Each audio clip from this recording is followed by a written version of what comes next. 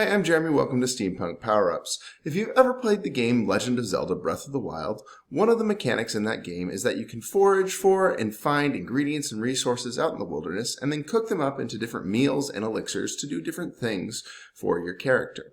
I thought that that was a great idea and a great mechanic for a class activity, so I decided to put something together.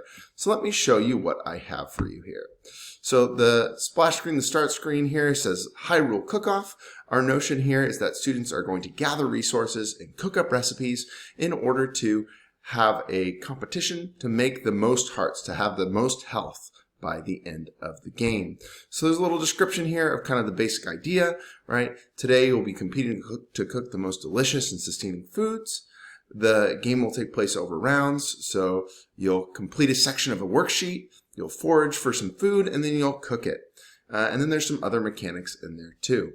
Really, this screen gives us the most details of how the game's going to work. Now you can see here that I've got a bunch of different recipes, right? And I've got some different attributes here. So when my students came into the classroom, what they saw was 3 different 9-card organizers hanging on the whiteboard. And flipped around, and those 9-card organizers were different ingredients, right? So I had apples and mighty carp and iron shrooms. These are all ingredients from the game. And raw meat. And I think I only had 4 ingredients in this time we played. And then the back of the card had this nice little Zelda graphic to it too. So they couldn't kind of see through the card and see what was in there. Right? So what they would do is they would complete a section of the worksheet. When they completed the section of the worksheet, I would then check it, and then their guild, a member of their guild, could go up and pick a card out of the 9-card organizer. And then once they've collected a number of cards, right, they can cook up different recipes. And you can see all the recipes I've got listed here. If you want, what you could do is to have different hidden recipes that if they put things together that aren't written on the board, it creates different combinations and different recipes that they're not aware of. I decided not to do that because there was enough going on with the game, but that's just another possibility. There's basically 3 main components apart from the food cards, right? So hearts are the points of the game. The guild with the most hearts at the end of the game wins. And then if you cook a mighty carp, it will gain you a sword, which means you can attack someone. You can play that card and attack them.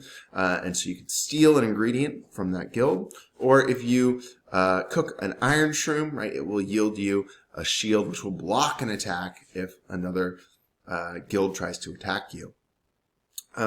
Now, something to note here too, and this is something that I pointed out to my students, was that the sword can only be used to steal ingredients. You cannot steal hearts. So that allows there to be a little bit of interplay, a little bit of strategy about when food was cooked and when it wasn't cooked. And because once it was cooked, it couldn't be stolen anymore. You're safe, but you want to gain enough resources to buy the most powerful combinations for food. So it ended up being a really, really fun activity. I had a really great time with my students doing it.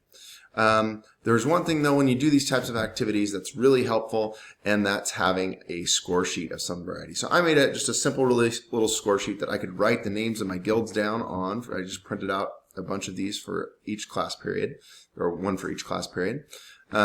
And I just wrote the names of the guilds down, and then as they completed sections of the worksheet, I just marked them off. That way they didn't get double collection of the resources. And I could write the period number up here on the top too. Just simple way of tracking, but highly effective so that I didn't lose track of who had foraged and who hadn't. The game, I put a timer on here, and the game took place over a half-hour period. It worked out just about right.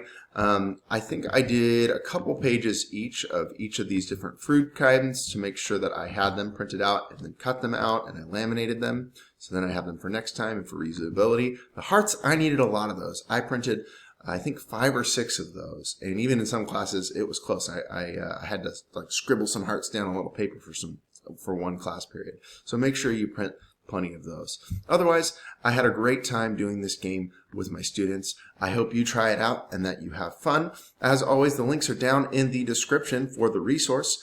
And if you are thankful for this resource, you're glad to have it, feel free to send me a thank you in my Buy Me Coffee link, which is also in the description. Have fun playing, have a fun cook-off, and go out and make something awesome.